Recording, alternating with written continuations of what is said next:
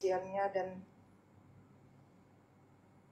kita memohon kepada Allah agar diberi keikhlasan dalam menuntut ilmu dan dalam melaksanakan dan mengamalkan apa yang kita pelajari pada pagi hari ini.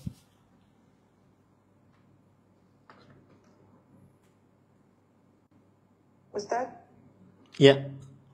Ya. Bagaimana kabarnya Ustadz? Alhamdulillah baik ibu-ibu. Alhamdulillah, semoga Ustadz beserta keluarga selalu dalam lindungan Allah Subhanahu wa taala, dan juga semoga teman-teman semua yang berada di sini selalu dalam lindungan Allah, dan juga saudara-saudara kita di Palestina dan dimanapun berada yang sedang tertinggal, semoga dimudahkan Allah lebih lagi di dalam bulan Ramadan ini. Amin. Ke depan, amin, amin. Ustadz, kajiannya sudah dibuka, insya Allah. Silakan dimulai Ustadz. Baik. Bismillahirrahmanirrahim. Innal hamdalillah nahmaduhu wa nasta'inuhu wa nastaghfiruh wa na'udzu billahi min shururi anfusina wa sayyiati a'malina. Man yahdihillahu fala mudilla lahu wa man yudlil fala hadiya lahu. Wa ashhadu an la ilaha illallah wahdahu la syarika lahu wa ashhadu anna Muhammadan abduhu wa rasuluh. Ya ayyuhalladzina amanu taqullaha haqqa tuqatih wa la tamutunna illa wa antum muslimun. Ya ayyuhan nasu taqu rabbakumul ladzi khalaqakum min nafsin wahidah wa khalaqa minha zawjaha wa batha minhuma rijalan katsiran wa nisaa'a wattaqullaha alladzi tasaaluna bihi wal arham innallaha kana 'alaikum raqiba. Ya ayyuhalladzina amanu taqullaha wa qulu qawlan sadida yuslih lakum a'malakum wa yaghfir lakum dhunubakum wa man yuti'illaha wa rasulahu faqad faza fawzan 'azima. Amma ba'd, fa inna asdaqal hadits kitabullah wa ahsanul hadi hadi Muhammadin sallallahu alaihi wa ala alihi wasallam wa syarrul umuri muhdatsatuha wa kullu muhdatsatin bid'ah wa kullu bid'atin dhalalah wa kullu dhalalatin finnar. Alhamdulillah, kita bersyukur pada Allah Subhanahu wa taala pada hari ini, hari Senin malam Selasa 25 Sya'ban 1446 Hijriah, atau hari Senin pagi waktu Amerika, 24 Februari 2025. Kita kembali dimudahkan oleh Allah Subhanahu wa taala untuk duduk bersama mengkaji ayat-ayat suci Al-Quran dan hadis dari Rasul sallallahu alaihi wasallam dalam sebuah kajian rutin setiap pekan pertama dan pekan keempat bersama Majelis Ta'lim Al-Kautsar dan juga kaum muslimin yang mengikuti kajian ini dimanapun berada.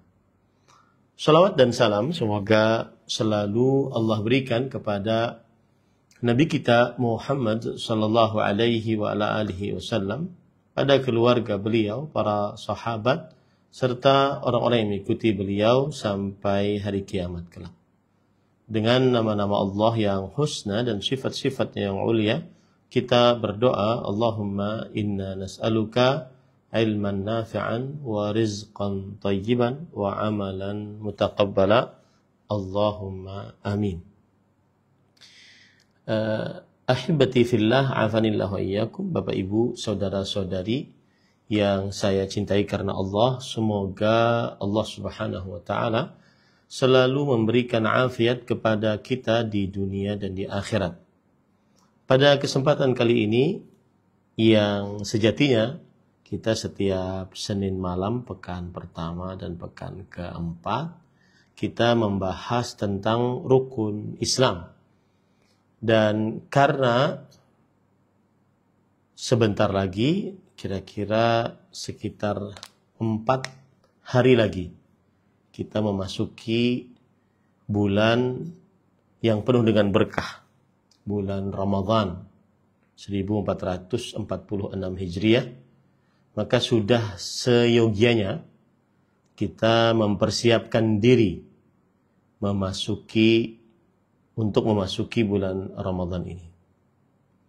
Dan ini adalah syariat Rasulullah Sallallahu Alaihi Wasallam, bahwa seorang Muslim sejatinya kalau memasuki bulan Ramadan, maka hendaklah dia menyambutnya dengan penuh sukacita dan mempersiapkan diri untuk melakukan ibadah-ibadah di dalam bulan Ramadan.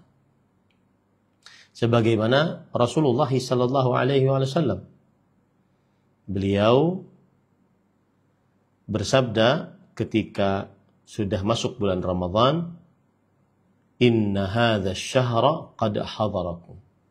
Sesungguhnya bulan ini telah hadir di tengah-tengah kalian.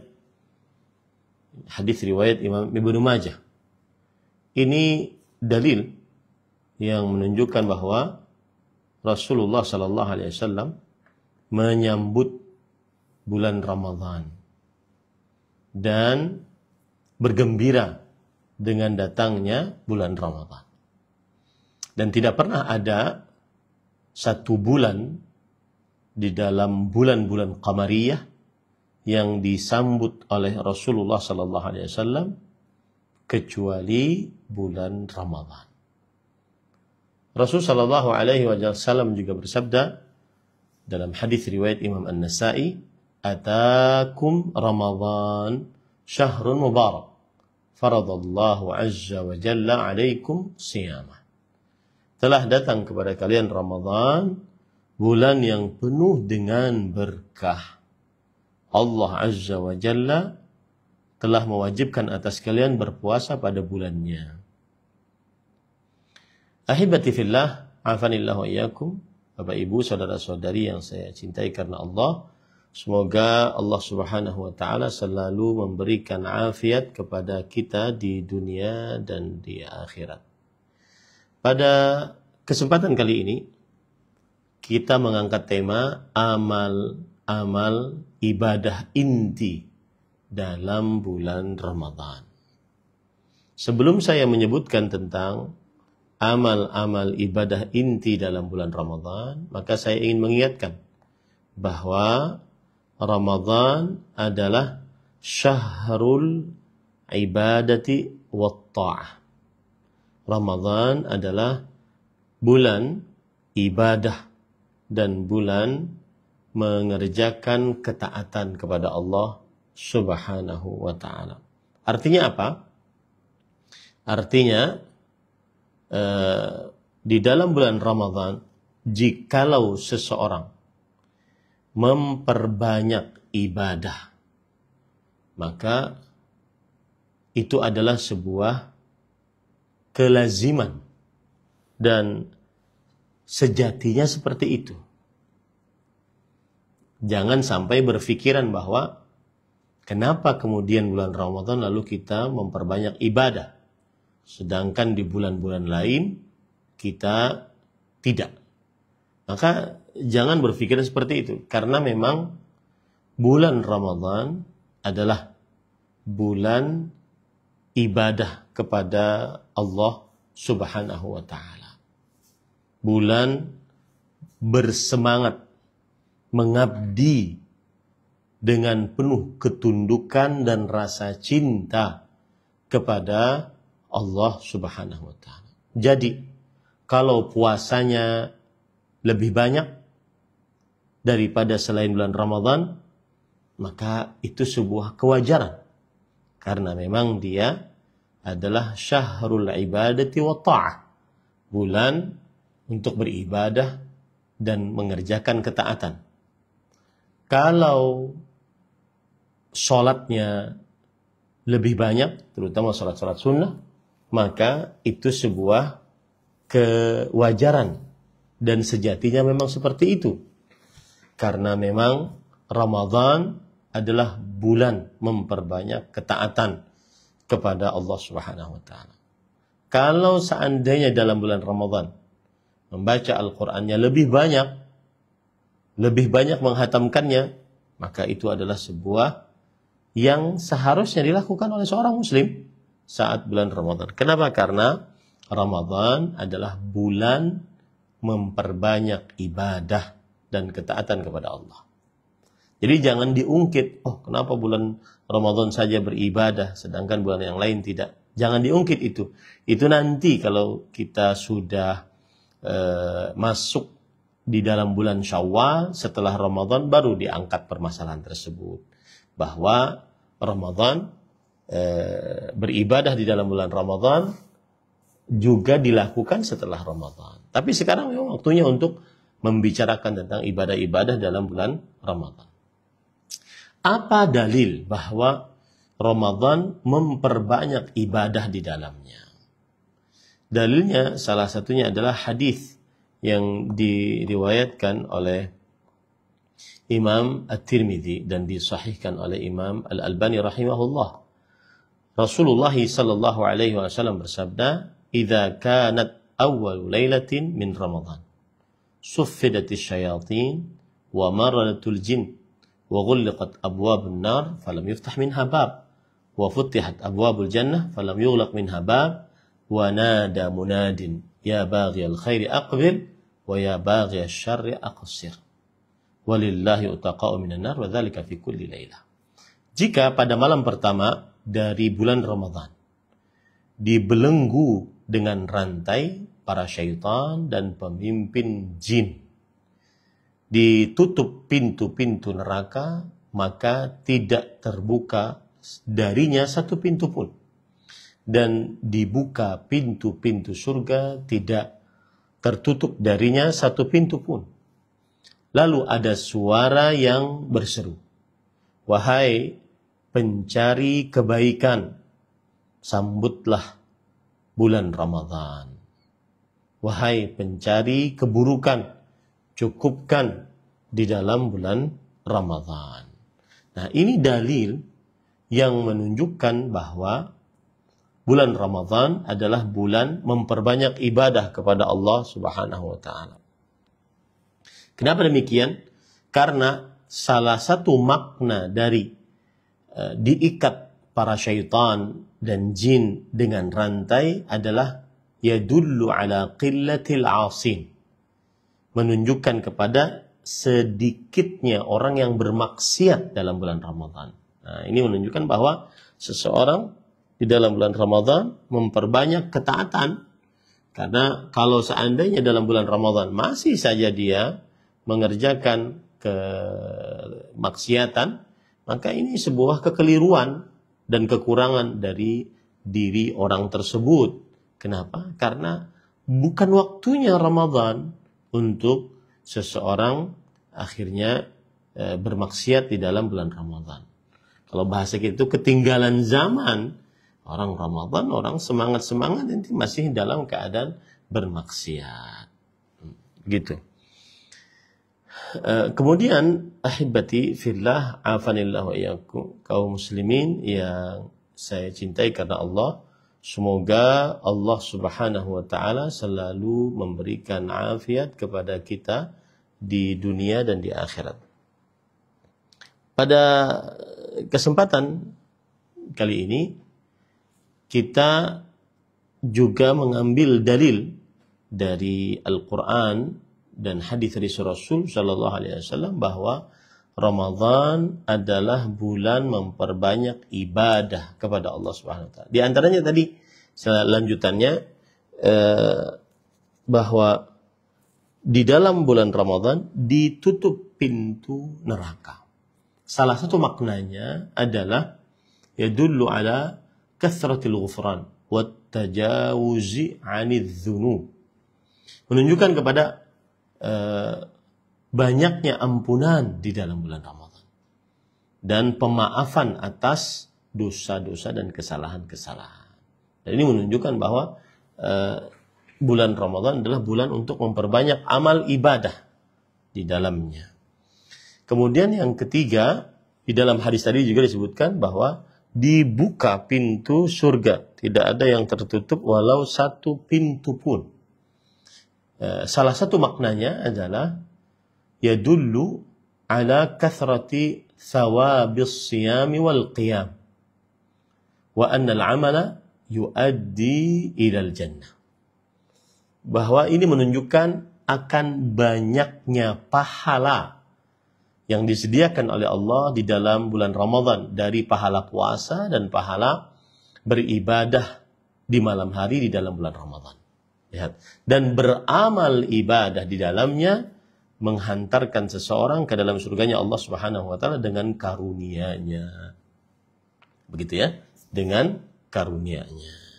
Nah, ini menunjukkan sekali lagi bahwa bulan Ramadan adalah bulan memperbanyak amal ibadah kepada Allah Subhanahu wa taala.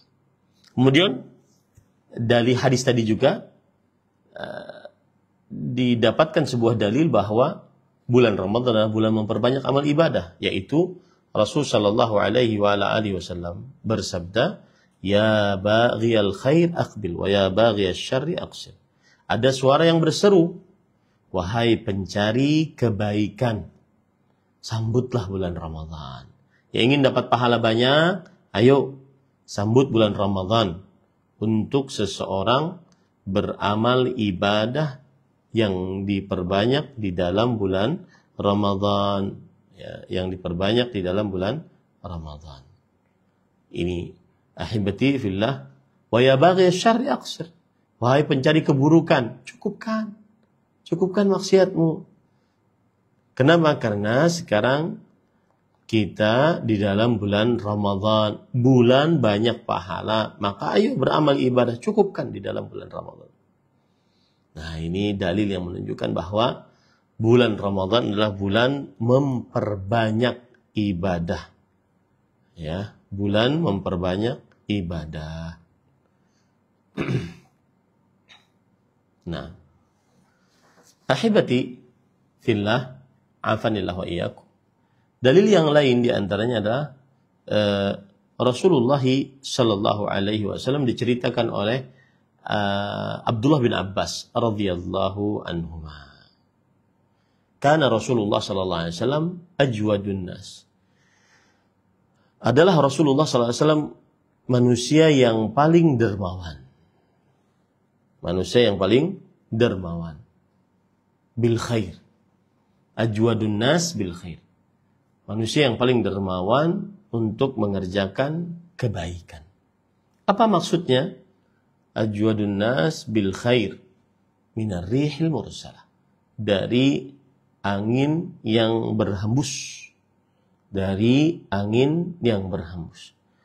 Maksud dari hal tersebut adalah sebagaimana dijelaskan oleh para ulama rahimahumullah ta'ala, bahwa yang dimaksud dengan Rasulullah sallallahu alaihi wasallam orang yang paling dermawan untuk mengerjakan kebaikan daripada angin yang berhembus.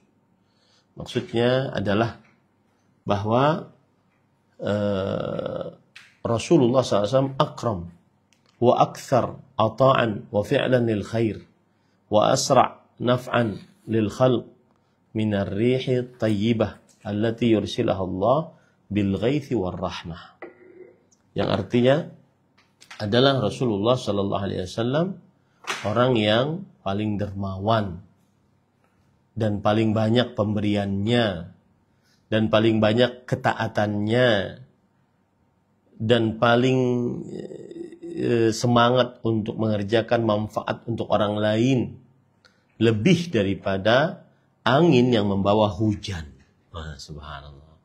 Ini kan menunjukkan bagaimana beliau di dalam bulan Ramadan sangat banyak beribadah kepada Allah Subhanahu wa ta'ala. Nah, kalau sudah kita pahami itu, maka kita akan masuk ke dalam amalan-amalan ibadah inti di dalam bulan Ramadan.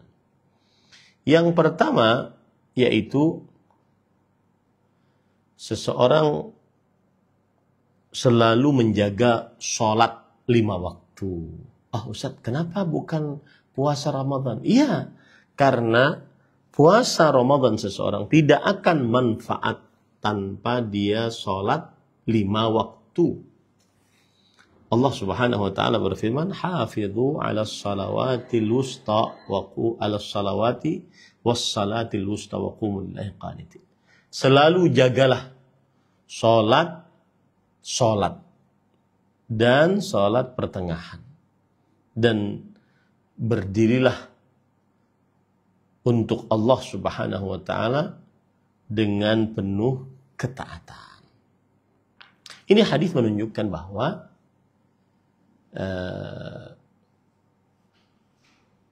kita diwajibkan untuk selalu menjaga sholat 5 waktu. Allah Subhanahu wa taala juga berfirman dalam Al-Qur'an, "Inna salata kanat 'alal mu'minina kitaban mawquta." Sesungguhnya sholat diwajibkan atas orang-orang beriman pada waktu yang telah ditentukan.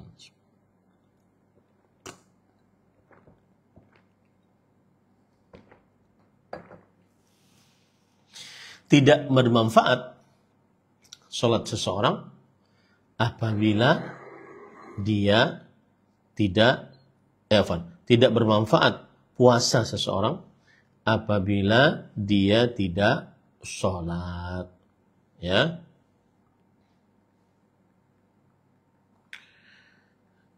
Dan ini pendapat yang kita ambil di dalamnya. Tidak sah puasa seseorang jika dia meninggalkan sholat 5 waktu, terutama tidak pernah sholat sama sekali. Ya, terutama tidak pernah sholat sama sekali. Memang terjadi khilaf di antara para ulama tentang orang yang meninggalkan sholat karena malas dan karena meremehkan. Mayoritas para ulama berpendapat bahwa orang yang meninggalkan sholat karena malas tidak kafir yang mengeluarkan dari agama Islam, tetapi dia kafir asghar, kekufuran kecil. Dan ini adalah pendapat jumhur mazhab Maliki, Syafi'i dan Hambali dalam sebuah riwayat. Oleh karena itu, menurut jumhur, siapa yang puasa kemudian dia tidak sholat sesekali, maka puasanya tetap sah. Akan tetapi tentunya pahalanya sangat berkurang, disebabkan karena dia meninggalkan sholat. Akan tetapi, di sana ada ulama peneliti bahwa yang meninggalkan sholat, terutama terus-menerus, dan tidak pernah sholat, atau yang meninggalkan sholat karena malas, maka wallahu alam dia keluar dari agama Islam. Kenapa demikian? Karena Rasul sallallahu alaihi wasallam bersabda, "Al-ahdu alladhi bainana wa bainahum as-shalah, faman tarakaha faqad kafar." Perjanjian antara kami dan mereka adalah perihal salat. Maka barang siapa yang meninggalkan salat, maka sungguh dia telah kafir. Ini para ikhwan dirahmati oleh Allah Subhanahu wa taala. Jadi wallahu alam, barang siapa yang berpuasa dan dia tidak salat, maka kita perintahkan dia untuk bertobat kepada Allah. Karena salat adalah rukun yang paling agung setelah 2 kalimat syahadat. Dan dia lebih penting daripada puasa.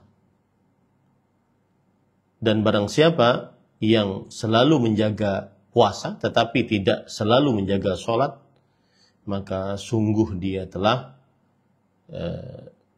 mengerjakan perbuatan yang sangat besar dari dosa-dosa. Dan sebagian ulama berpendapat puasanya tidak sah. Dan saya lebih condong kepada pendapat ini. Memang sebagian ulama mengatakan puasanya tetap sah. Maka hati-hati jaga sholat saat bulan Ramadan. Kemudian yang kedua dari amalan inti di dalam bulan Ramadan adalah berpuasa yang karena iman dan berharap pahala. Berpuasa karena iman dan berharap pahala. Rasulullah sallallahu alaihi wasallam bersabda, "Man shama Ramadhana imanan wa ihtisaban, ghufira lahu ma taqaddama min dhanbihi." Barang siapa yang berpuasa karena iman dan ihtisaban, maka baginya diampuni dosa-dosanya yang telah lalu. Apa makna dari berpuasa karena iman dan berharap pahala? Disebutkan oleh Al-Hafidh Ibnu Hajar Al-Asqalani, ulama Islam abad ke-9 Hijriah. Al-muradu bil iman al-i'tiqadu bi fardhiyyati shaumih. Yang dimaksud dengan berpuasa karena iman bukan hanya sekedar makan sahur, kemudian setelah azan subuh dia menahan makan, minum, dan seluruh yang membatalkan puasa dari mulai terbit fajar kedua sampai terbenam matahari. Bukan. Tetapi berpuasa apa maksudnya dijelaskan oleh para ulama rahimahullahu ta'ala, yaitu yang dimaksud dengan berpuasa karena ihtisaban adalah sebagaimana yang dikatakan oleh Al-Imam Abu Sulaiman Al-Khattabi rahimahullah, bahwa ihtisaban ay azimatan, berpuasa karena tekad yang kuat.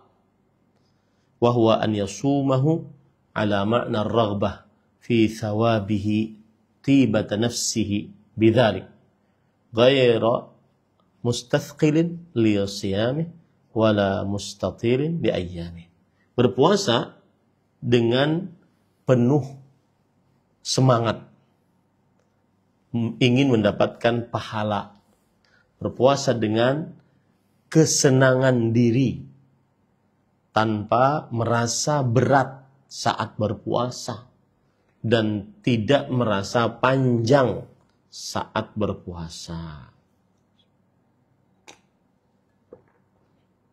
Nah, ini para ikhwah yang dirahmati oleh Allah Subhanahu wa ta'ala. Ya, berpuasanya merasa semangat, penuh tekad untuk mendapatkan pahala. Tidak merasa berat puasanya, tidak merasa panjang waktunya. Jadi kalau sedang berpuasa yang karena ihtisaban tadi, maka dia tidak mengatakan, aduh haus banget lagi, aduh baru jam 12 nih, aduh. Itu bukan ihtisaban. Ihtisaban semakin dia haus, semakin dia semangat untuk mendapatkan pahala. Semakin dia lapar, semakin dia menikmati untuk mendapatkan puasa. Nah, itu namanya man shama Ramadhana imanan wahtisaban. Karena iman dan karena berharap pahala dari Allah Subhanahu wa ta'ala. Nah, kemudian yang ketiga, para ikhwan yang dirahmati oleh Allah Subhanahu wa ta'ala, ketika seseorang berpuasa karena iman dan karena berharap pahala, di sana ada tafsiran yang lain.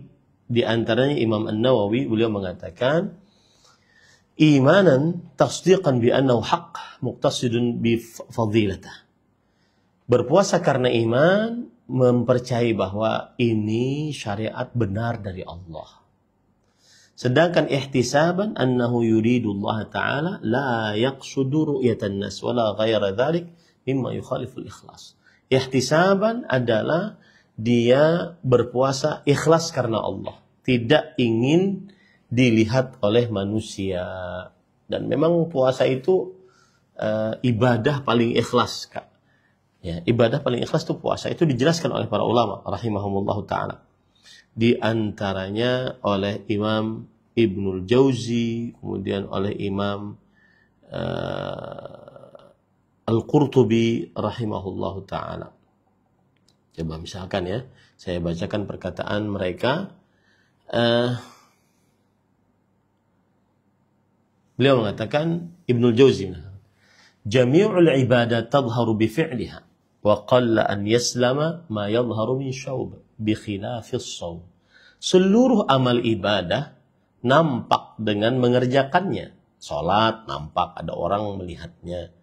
Kemudian haji nampak ada orang melihatnya. Apalagi zaman sekarang ya, banyak sebagian orang ada yang berdusta saat berhaji, berdoa di Arafah sambil difoto padahal bukan sedang berdoa. Ya, itu kan dusta, bohong. Kemudian apalagi berzakat nampak saat beramal ibadah zakat tersebut. Bakti orang tua, berbuat baik kepada tetangga, memuliakan tamu, ya, membantu orang lain, semuanya nampak dengan mengerjakannya. Oleh karenanya sedikit yang selamat dari kotoran riya. Beda dengan puasa. Kalau puasa itu tidak ada yang tahu kecuali kalau dia ngomong. Hanya sekedar puasa orang tidak tahu. Nah, ini makanya puasa itu sebenarnya adalah ibadah yang tingkat keikhlasannya sangat tinggi. Imam Al-Qurtubi juga mengatakan dengan perkataan yang senada, "Lamma kanatil a'mal yadkhuluha ar-riya was-shaum la yattali'u 'alaihi bi mujarradi fi'lihi illa Allah, fa adhafahu Allah ila nafsihi." Ketika amalan-amalan ibadah bisa dimasuki oleh riya. Dan puasa tidak ada yang melihatnya dengan hanya sekedar mengerjakannya kecuali Allah. Makanya Allah Subhanahu wa taala menisbatkan dirinya kepada puasa tersebut. Illa shaum fa innahu li, kata Allah. Kecuali puasa. Puasa itu milikku, kata Allah Subhanahu wa taala. Nah, ini para ikhwan yang dirahmati oleh Allah Subhanahu wa taala. Maka sekali lagi saya katakan amalan paling inti yang kedua adalah berpuasa karena iman dan berharap pahala dari Allah Subhanahu wa taala. Kemudian para ikhwah yang dirahmati oleh Allah Subhanahu wa taala, amalan yang ketiga yang sangat inti di dalam bulan Ramadan adalah membaca Al-Quran. Membaca Al-Quran, memperbanyak membaca Al-Quran. Dan para ulama mengatakan bulan Ramadan syahru tilawatil Quran. Bulan Ramadan adalah bulan membaca Al-Quran. Ya. Dalilnya banyak tuh.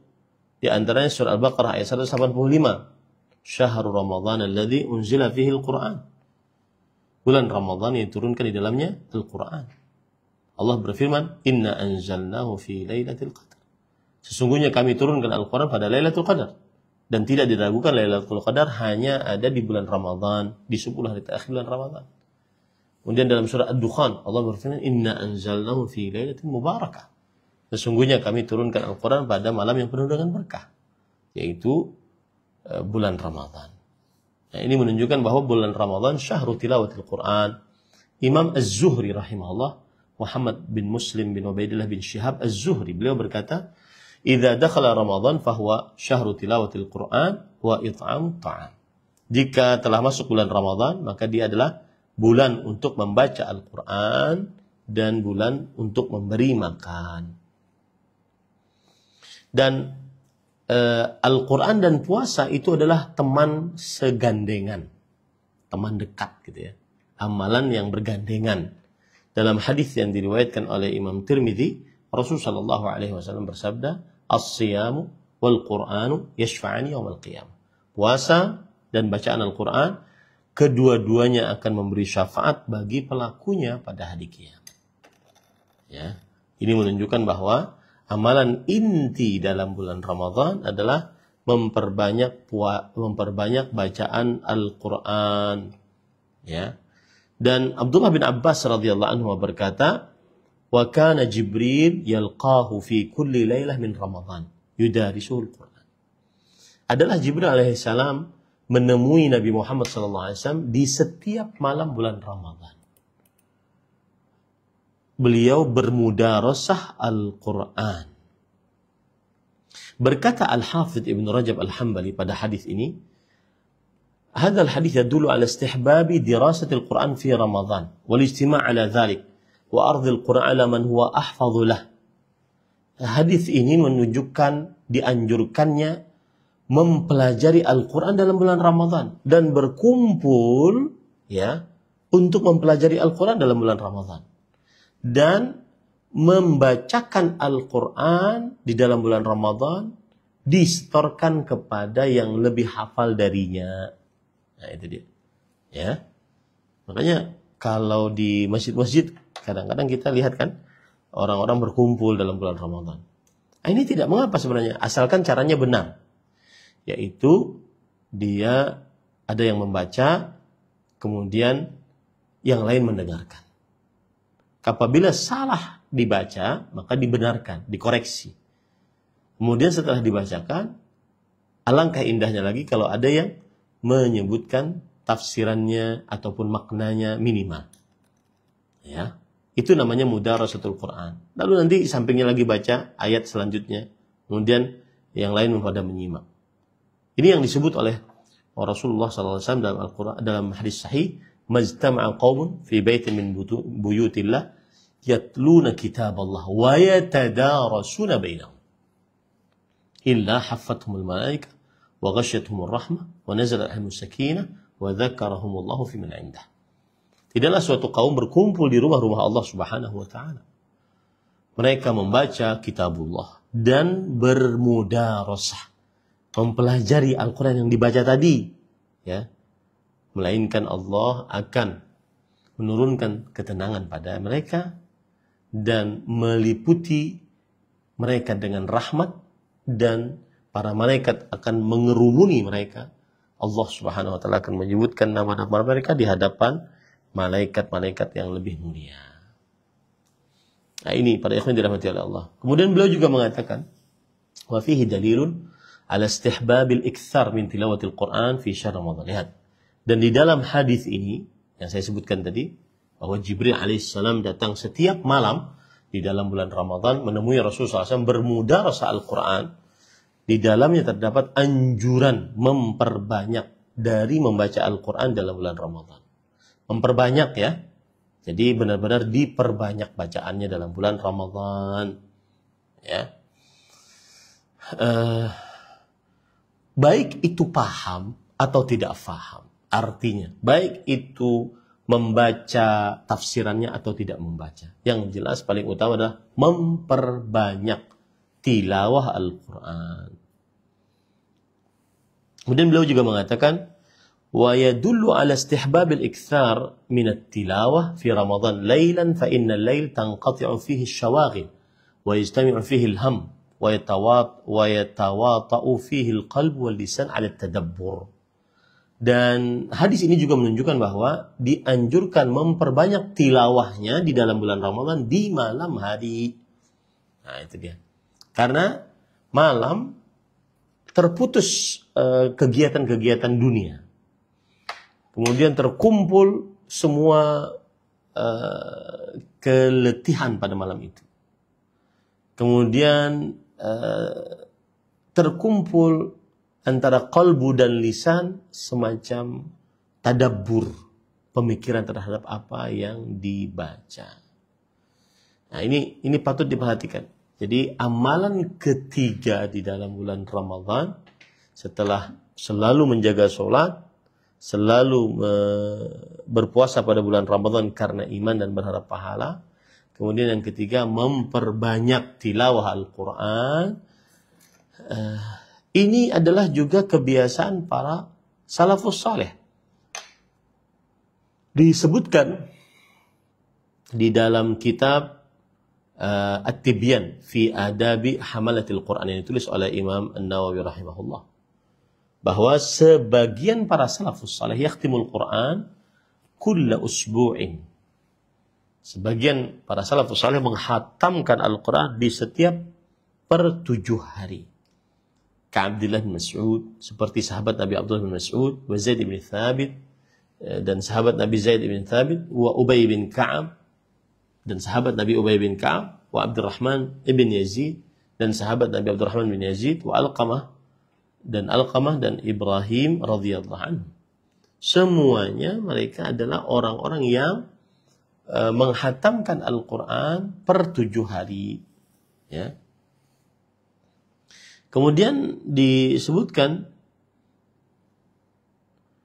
di dalam kitab Lataiful Ma'arif fima limawasimil am min al-wadha'if yang ditulis oleh Al-Hafidh Ibn Rajab Al-Hambali rahimahullahu ta'ala, bahwa para salafus salih mereka menghatamkan Al-Quran di dalam sholat malam Ramadan di setiap 3 hari.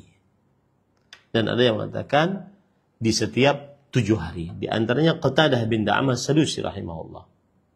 Dan ada yang melakukan di setiap 10 hari. Di antaranya Abu Raja Al-Ataridi. Dan para salafus salih mereka senantiasa membaca Al-Quran dalam bulan Ramadan, di dalam sholat dan di luar sholat.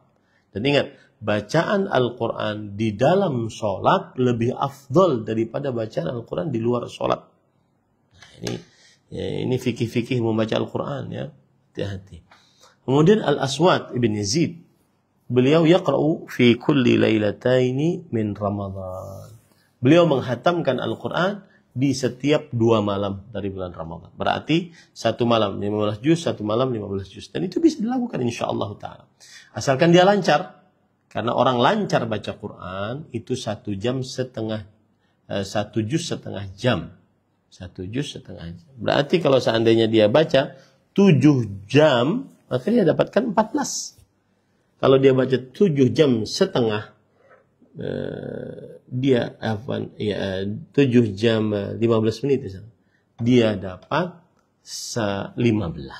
Dia dapat 15. 7 jam, sedangkan sehari itu 12 jam, masih dia bisa beraktivitas, bahkan masih bisa dia kerja. Subhanallah, ya. Kemudian besoknya juga seperti itu. Jadi tidak heran, ini bukan cerita-cerita dongeng gitu, ya. Kemudian juga disebutkan kana an-Nakhai yaf'alu dzalika fil ashr awakhir minhu khasatan wa fi baqiyati syahr fi 3. Ibrahim bin Yazid an-Nakhai, beliau di setiap 2 malam hatam, menghatamkan Al-Quran. Dan itu di dalam bulan Ramadan. Adapun di luar Ramadan, sisa-sisa bulan lainnya per 3 hari. Nah, ini para ikhwan dirahmati oleh Allah Subhanahu wa taala. Bahkan disebutkan wa kana lisy-Syafi'i fi Ramadan 60 khatmah yaqra'uha fi ghairi shalah. Adalah Imam Syafi'i rahimahullah menghatamkan Al-Quran 60 kali. 60 kali berarti 1 harinya, 1 hari 1 malamnya 2 kali hatam. Bagaimana yang saya sebutkan tadi para ikhwan dirahmati oleh Allah Subhanahu wa taala. Yang saya sebutkan tadi maksudnya adalah kalau 2 kali hatam berarti, ya, 1 hari pagi hatam, kemudian malam hatam. Kok bisa, Ustaz? Maka jawabannya iya bisa. Misalkan kita hitung per 1 juz setengah jam. Berarti kalau 12 jam beliau dapat 24 juz.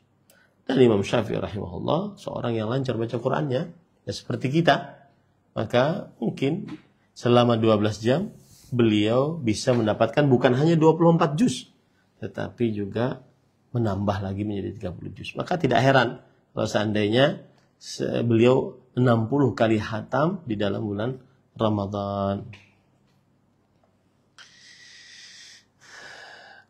Dan ini juga diriwayatkan dari Imam Abu Hanifah juga demikian. Ya, juga demikian. Nah,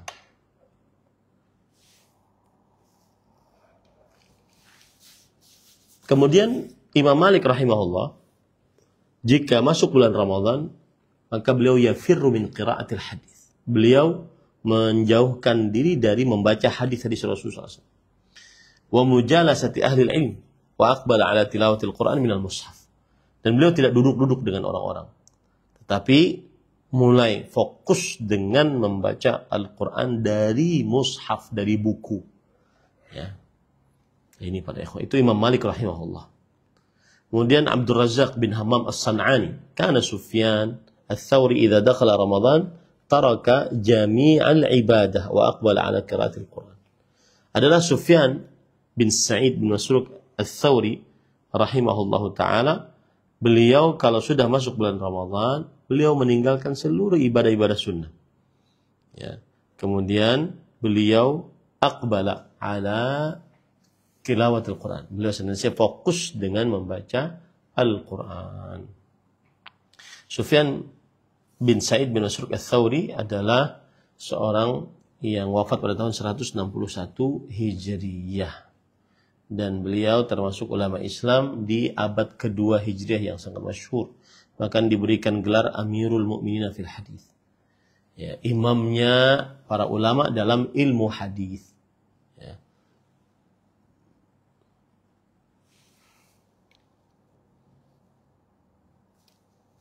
Nah,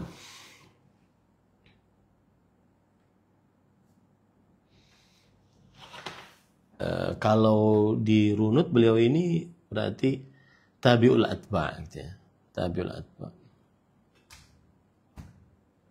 Karena guru beliau Imam Malik bin Anas. Malik bin Anas adalah tabi'ul tabi'in. Taib. Kemudian ahibati fillah afanillahu wa iyyakum. Itulah kisah-kisah para salafus saleh memperbanyak bacaan Al-Quran di dalam bulan Ramadan. Dan ada perkataan menarik dari Imam Al-Qayyim rahimahullah tentang zikir, karena kita baca Quran termasuk zikir ya. Perhatikan perkataannya, indah sekali. Mudah-mudahan setelah ini lisan kita tidak lepas dari berzikir kepada Allah, baik membaca Al-Quran ataupun zikir-zikir yang lain. Beliau mengatakan, Innallah yu'ti ala dzakirin a'zam mimma a'ta lis-sa'ilin. Subhanallah. Allah memberi kepada orang yang berzikir lisannya lebih besar pemberiannya dibandingkan orang yang berdoa. Kenapa demikian? Karena orang yang berdoa akan diberikan sesuai dengan permintaannya. Mungkin ada permintaan-permintaan yang sebenarnya cocok untuk dia, tapi dia tidak minta. Allah kasih. Allah kasih hanya apa yang dia minta. Tapi ketika orang berzikir, Allah bukan hanya sekedar memberi kepada yang dia minta, apa yang dia minta, tetapi Allah juga memberi apa yang dia tidak minta. Subhanallah, indah. Dan Imam Ibnu Utsaimin rahimahullah mengatakan, hatta tatayaqqan anna dzikra taufiqun min Allah. Sampai kamu yakin bahwa zikir itu adalah benar-benar murni petunjuk dari Allah. I'lam anna dzikra min aisaril a'mal wa la yuwaffiquhu illa man yassarahu Allah. Ketahuilah bahwa zikir itu amalan paling mudah. Menggerakkan lisan tanpa tenaga, tanpa biaya, tanpa effort yang begitu kuat. Tetapi tidak ada yang berzikir kecuali orang yang dimudahkan oleh Allah untuk berzikir. Astaghfirullah, astaghfirullah, astaghfirullah. Subhanallah bihamdih. Subhanallahil azim. Kemudian subhanallah walhamdulillah wa la ilaha illallah wallahu akbar. Ini luar biasa para ikhwan yang dirahmati oleh Allah Subhanahu wa taala. Taib, para ikhwan yang dirahmati oleh Allah Subhanahu wa taala, yang keempat ya, termasuk daripada hal yang sangat dianjurkan saat bulan Ramadan adalah berdoa. Karena para ulama mengatakan Ramadan syahrud doa. Ramadan bulan memperbanyak doa. Ya. Dan sering saya ulang-ulang, Allah menyebutkan di dalam surah Al-Baqarah 183 sampai 187. Itulah ayat-ayat tentang Ramadan dan puasa. Nah, di dalam surat Al-Baqarah ayat 186. Tadi kan 183 sampai 187. Nah, 186-nya Allah berfirman, wa qala rabbukum wa idza sa'alaka ibadi anni fa inni qarib ujibu da'watad da'i idza da'an falyastajibu li wal yu'minu bi la'allahum yarshudun. Dan jika hambaku bertanya tentangku, maka sesungguhnya aku dekat. Aku mengabulkan doa orang yang berdoa jika ia berdoa kepadaku. Maka berdoalah kepadaku dan percayalah kepadaku agar mereka mendapatkan petunjuk. Seakan-akan ini adalah isyarat dari Allah Subhanahu wa taala bahwa salah satu amalan inti dalam bulan Ramadan adalah bulan dikabulkannya doa, bulan memperbanyak ibadah doa. Belum lagi ada hadis yang diriwayatkan oleh Imam At-Tirmidzi dan disahihkan oleh Imam Al-Albani rahimahullah. Dari Abu Hurairah radhiyallahu anhu, Rasulullah sallallahu alaihi wasallam bersabda, "Thalathatun la turaddu da'watuhum." 3 orang yang tidak ditolak doanya. As-shaim hatta yuftir. Orang yang berpuasa sampai berbuka. Nah, makanya amalan paling inti dalam bulan Ramadan salah satunya adalah berdoa. Ya. Wal imamul adil. Dan yang kedua adalah imam yang adil. Yang ketiga wa da'watul mazlum. Yarfa'uha Allahu fawqal ghamam wa yaftahu laha abwabas sama' wa yaqulu rabbi wa izzati la ansurannak walau ba'da hin. Dan doanya orang terzalimi, ini hati-hati ya para ikhwah. Doanya orang yang terzalimi. Allah Subhanahu wa taala akan mengangkatnya di atas awan. Dan Allah akan membukakan untuknya pintu-pintu langit. Dan Allah berfirman, demi kemuliaanku, sungguh aku akan benar-benar tolong mereka, bela mereka, walaupun setelah beberapa waktu. Nah ini para ikhwan yang dirahmati oleh Allah Subhanahu wa taala. Maka perbanyak doa, karena amalan inti dalam bulan Ramadan adalah doa. Perbanyak doa dalam bulan Ramadan. Kemudian amalan yang kelima ya. Yang pertama tadi selalu menjaga sholat, berpuasa karena iman berharap pahala, kemudian membaca Al-Quran dengan memperbanyak bacaan, kemudian yang keempat memperbanyak doa ya. Kemudian yang kelima yaitu bersedekah dan memberi makan kepada orang miskin, terutama membukakan puasa. Nah, ini para ikhwan yang dirahmati oleh Allah Subhanahu wa taala, bersedekah, perbanyak sedekah di bulan Ramadan. Makanya tadi Imam Az-Zuhri, Muslim bin Ubaidillah bin Syihab Az-Zuhri, beliau mengatakan idza dakhala Ramadan fahuwa syahru tilawatil Quran wa it'amut ta'am. Jika telah masuk bulan Ramadan, maka dia adalah bulan untuk banyak tilawah Al-Quran dan memperbanyak memberi makan kepada orang miskin. Bahkan subhanallah, ada riwayat disebutkan oleh Al-Hafidh Ibn Rajab Al-Hambali bahwa idza dakhalu Sya'ban akabbu 'alal masahib wa akhraju zakah. Ini hikmah luar biasa fikih dari para ulama salaf. Jika telah masuk bulan Sya'ban, maka mereka akabbu itu mereka senantiasa fokus terhadap Al-Qur'an. Karena mau memasuki bulan Ramadan, maka harus ada latihan dan mengeluarkan zakat. Untuk apa zakat dikeluarkan di bulan Sya'ban? Agar dalam bulan Ramadan orang fokus beribadah, tidak ada lagi alasan untuk mencari rezeki gitu ya, terlalu berlebihan di dalam bulan Ramadan karena sudah ada kecukupan. Nah, itu adalah yang kelima ya, yaitu memberi makan kepada orang entah kaya atau miskin, membukakan puasa orang lain atau memperbanyak sedekah.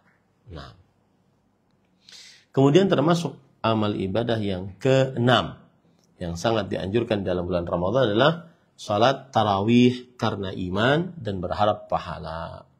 Rasulullah SAW bersabda, "Man qama Ramadhana imanan wa ihtisaban ghufira lahu ma taqaddama min dhanbihi." Barang siapa yang bangun beribadah pada bulan Ramadan di malam hari karena iman dan karena berharap pahala, diampuni untuknya dosa yang telah lalu. Nah, ini sama nih, ihtisaban artinya juga begitu. Ya, ihtisaban juga seperti itu. Dan subhanallah para ikhwah, Al-Hafidh Ibn Rajab Al-Hambali mengatakan bahwa salat tarawih itu adalah jihad. Salat tarawih itu apa? Jihad. Dia mengatakan wa'lam annal mu'min yajtami'u lahu fi syahr Ramadan jihadan li nafsihi. Ketahuilah bahwa orang beriman terkumpul untuknya di dalam bulan Ramadan 2 jihad, 2 perjuangan untuk dirinya. Jihadun bin nahar ala siyam, berjihad di siang hari untuk berpuasa. Wa jihadun bil lail alal qiyam, dan berjihad di malam hari untuk sholat malam.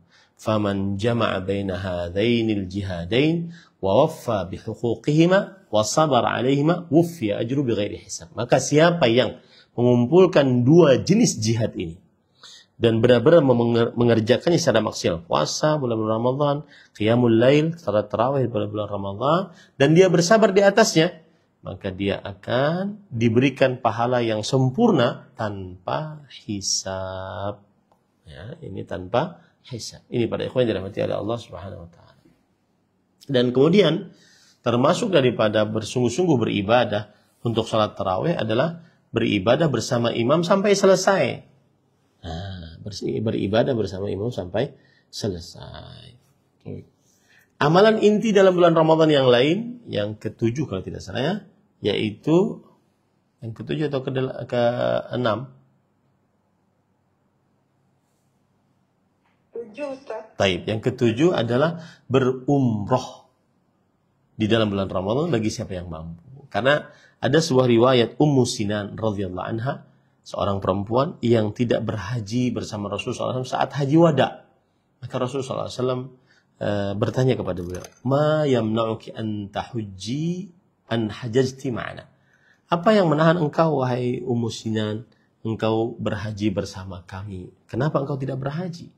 Kemudian beliau mengatakan, "Indana nadhihan." Kita mempunyai 2 onta. 1 onta digunakan suamiku untuk berhaji. 1 onta lagi kami gunakan untuk bertani, bercocok tanam. Dan aku tidak memiliki onta, akhirnya aku tidak bisa berhaji. Kemudian Rasulullah SAW bersabda, "Fa inna umratan fi Ramadan taqdi hajjatan ma'i." Sesungguhnya berumrah dalam bulan Ramadan senilai berhaji bersamaku. Nah, ini pada ikhwan yang dirahmati oleh Allah. Yang terakhir, yang ke-8, yaitu hendaknya seseorang beriktikaf, memperbanyak ibadah di masjid saat 10 malam terakhir di dalam bulan Ramadan. Ini amalan inti sangat luar biasa. Bahkan saya katakan ini adalah puncak keberkahan Ramadan. Mencari Lailatul Qadar adalah puncak keberkahan Ramadan. Maka hati-hati ya, jangan sampai seperti sebagian orang di negeri ini, kalau seandainya masuk bulan 10 hari terakhir bulan Ramadan, sudah bau Ramadannya itu sudah hilang. Masjid mulai kosong, pusat perbelanjaan penuh, kemudian persiapan baju baru, persiapan buat soto, kemudian lodeh, segala macam. Ya, mudik dan seterusnya. Tidak terlarang itu semua, akan tetapi sayang ketika Nabi kita, orang yang diampuni dosanya terlalu yang akan datang, di setiap 10 malam terakhir beliau ahyal laila, begadang di malam hari untuk beribadah. Wajadda, bersungguh-sungguh beribadah. Wa aiqadha ahlah, membangunkan keluarganya untuk beribadah. Wa syaddal mizar, dan mengikat tali sarungnya. Ya, untuk beribadah di 10 malam terakhir. Nah, lalu bagaimana dengan kita yang tidak ada ampunan sama sekali? Semestinya harus lebih semangat dibandingkan Rasulullah Sallallahu Alaihi Wasallam. Dan beliau beriktikaf di setiap tahunnya. Dan istri-istri beliau beriktikaf sepeninggal Rasulullah Sallallahu Alaihi Wasallam. Dan agar kita semangat berburu kebaikan Lailatul Qadar, perhatikan firman Allah, Lailatul Qadri khairun min alfi syahr. Yang artinya beribadah pada Lailatul Qadar lebih baik daripada beribadah selama 1000 bulan yang tidak ada Lailatul Qadarnya. Berarti selama 83 tahun 4 bulan. Itulah 1000 bulan. Sisi istimewanya dari mana? Umur kita, umat Nabi Muhammad SAW tidak lebih daripada 60-70 saja. A'mar ummati ma baina 60 ila 70. Wa aqalluhum man yajuzu dhalik. Umur umatku tidak lebih daripada 60 sampai 70 tahun saja. Dan itu semua 60 atau 70 tidak semua diisi dengan ibadah. Ada masa sebelum balik, ada masa waktu untuk tidur, ada masa waktu untuk nongkrong, untuk berlama-lama di dalam WC dengan HP, dan seterusnya. Ada duduk-duduk. Ya, apalagi zaman sekarang nih, sebagian orang berhijrah, bukannya malah mengejar ketertinggalan di saat dia sudah berhijrah. Atau sudah mulai jalan istiqamah. Mengejar ketertinggalan untuk menuntut ilmu, belajar bahasa, belajar membaca Al-Quran dengan baik dan benar, kemudian mengamalkan. Tapi malah sibuk dengan nongkrong-nongkrong, komunitas-komunitas. Ini terjadi pada laki-laki dan perempuan. Ini sebuah kekeliruan di dalam istiqamah, bertobat, ataupun istilah orang zaman sekarang berhijrah. Ya. Kejar ketertinggalan tersebut yang sudah kita tinggalkan belasan tahun, puluhan tahun. Ya, agar benar-benar beribadah kepada Allah Subhanahu wa ta'ala. Maka kembali kita ke permasalahan tadi, bahwa termasuk amalan yang sangat inti dalam bulan Ramadan adalah beribadah, memburu kebaikan Lailatul Qadar. Man qama Lailatul Qadri imanan wa ihtisaban, ghufira lahu ma taqaddama min dhanbi. Barang siapa yang bangun beribadah pada Lailatul Qadar, diampun dosanya telah lalu yang akan datang. Baik. Tadi kita katakan bahwa keistimewaan Lailatul Qadar itu adalah beribadah pada Lailatul Qadar lebih baik daripada beribadah selama 1000 bulan yang tidak ada Lailatul Qadar. Umur kita saja tidak sampai.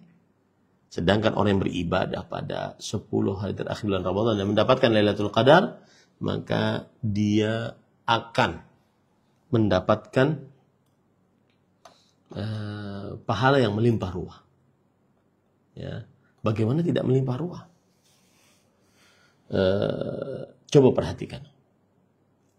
Di dalam tafsir Imam Ibnu Katsir, dan ibu-ibu bapak bisa baca dengan bahasa Indonesianya yang sekarang sudah sangat mudah, subhanallah.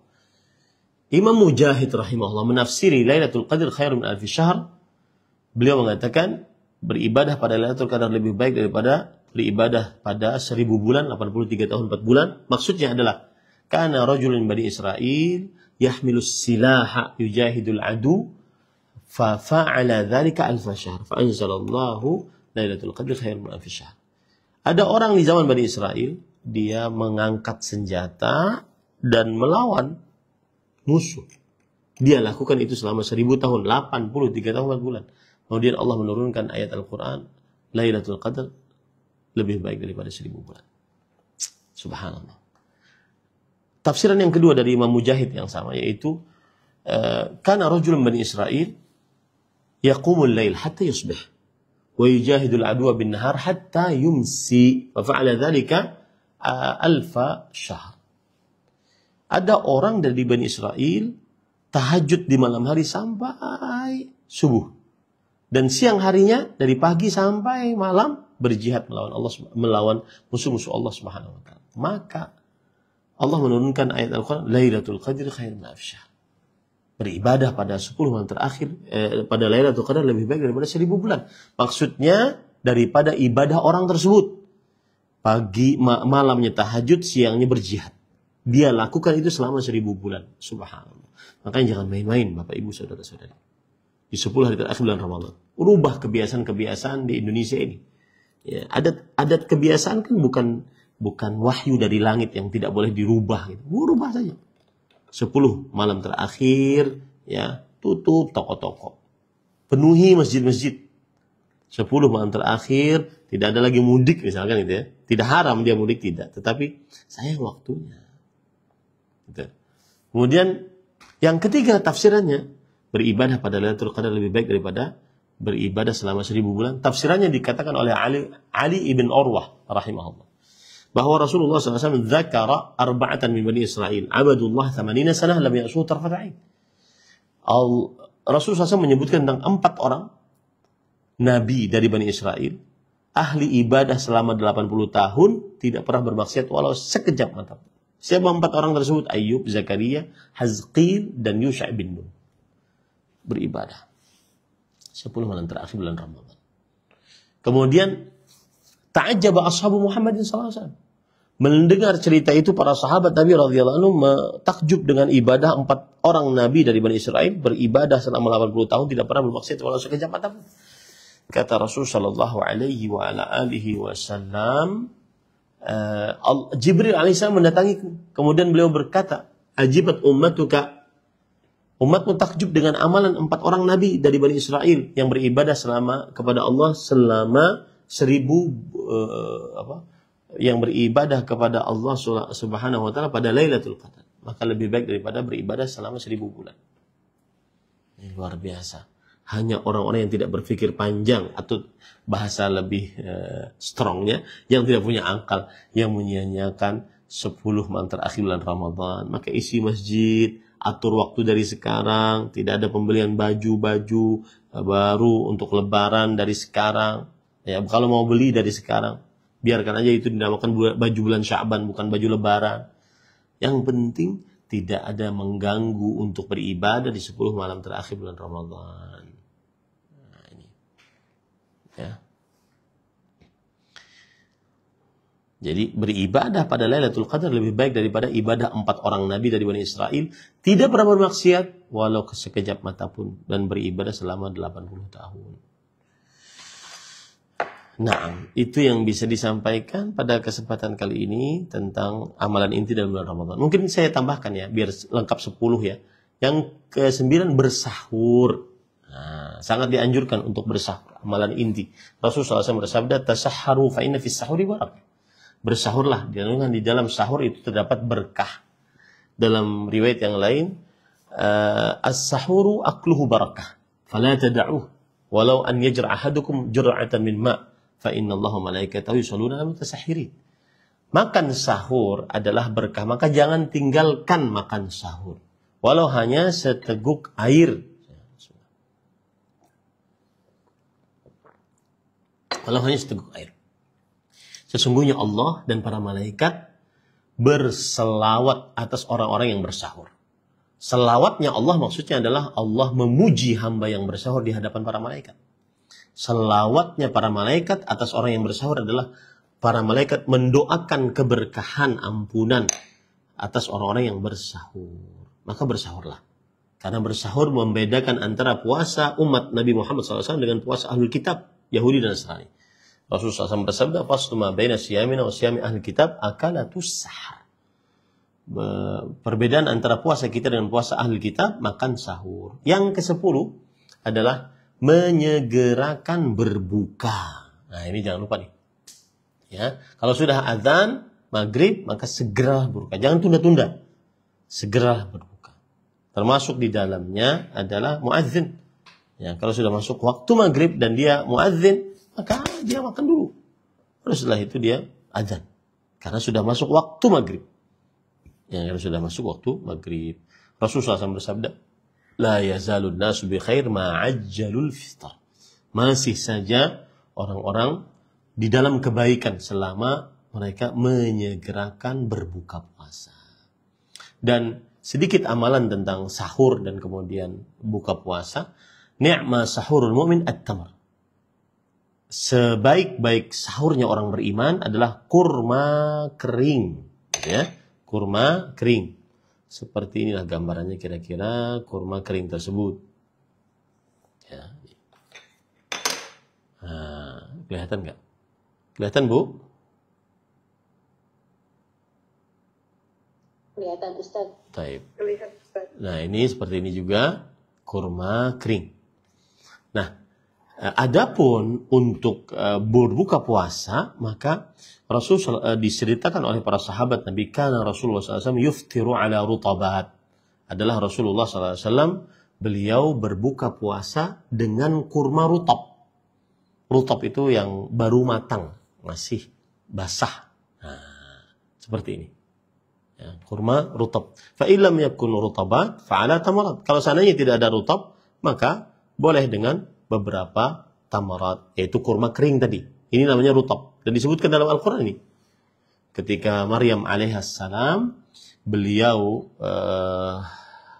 keletihan setelah dikejar-kejar oleh orang Yahudi, kemudian Allah berfirman, "Huzzi ilaik bidhi'in nakhlah tusaqit 'alaika rutaban janiyya." Maka wahai Maryam, goyanglah pohon tersebut, pohon kurma tersebut. Kemudian akan jatuh kepadamu rutaban janiyah, buah rutab yang sangat bergizi. Makanya para ulama mengatakan salah satu makanan paling bergizi bagi ibu-ibu menyusui adalah kurma. Dan ini sudah saya membuktikan dengan dengan istri saya, bahwa untuk wanita menyusui yang paling afdal adalah makan kurma, kemudian makan yogurt ataupun laban di sini ya, fresh laba, fresh susu ya, yang ada bukan hanya fresh susu tapi susu yang sudah difermentasi kemudian diminum. Itu sangat luar biasa untuk menyusui ya, air susu ibu. Nah, itulah kira-kira yang bisa diamalkan atau bisa diberitahukan, dan mohon maaf agak panjang ini kajiannya. Silakan jika ada yang ingin bertanya. Alhamdulillah, jazakallah khairan Ustaz, barakallahu fiik. Sudah ada pertanyaan tertulis melalui Japri sebanyak 4, tapi dipersilakan untuk teman-teman semua yang ingin bertanya langsung, silakan di unmute mikrofon. Ya. Izin bertanya, oke, insyaallah. Ya, assalamualaikum warahmatullahi wabarakatuh, Ustaz. Waalaikumsalam warahmatullahi wabarakatuh. Ya, semoga Ustaz dan keluarga dalam keadaan sehat semua, amin. Amin. Iya, Ustaz, pertanyaannya Ana ada 2, tapi mau dibikin singkat aja. Yang pertama, apabila di sini kan suka ada kayak misalnya beberapa teman itu misalnya melakukan kayak tadarusan bersama gitu. Ana sih nggak ikut, cuma mereka hataman. Tapi kan setahu Ana itu kalau hataman itu kan ya kita harus membaca ya buat diri kita sendiri, bukan dengan menyimak. Nah, itu hukumnya bagaimana, Ustaz? Dan kedua juga bacanya juga main tabrak aja gitu, Ustaz. Jadi yang penting ngejar setoran cepet gitu. Yang tadi seperti mungkin ingin berhatam tapi dengan menabrak semua tajwidnya, dengan makhrajnya gitu. Jadi apakah mana yang utama? Memperhatikan cara membacanya dengan baik, dengan tartil, ataukah dengan kuantitasnya, jadi banyaknya gitu. Itu pertanyaan yang pertama. Dan yang kedua, kalau biasanya commonnya itu adalah kalau lagi bulan puasa itu suka ada iftar di rumah gitu ya. Nah, kalau kita mengadakan tarawih setelah bukit, insya Allah tidak meninggalkan tarawih, tapi kita melakukan tarawihnya itu di rumah instead of di rumah tapi nggak ke masjid gitu. Itu bagaimana, Ustaz? Mungkin keutamannya, apakah harus ke masjid untuk bapak-bapaknya terutama, apakah cukup di rumah saja tapi kita rame-rame melakukan jemaah gitu, insyaallah. Itu aja, Ustaz, pertanyaan. Jazakallahu khairan.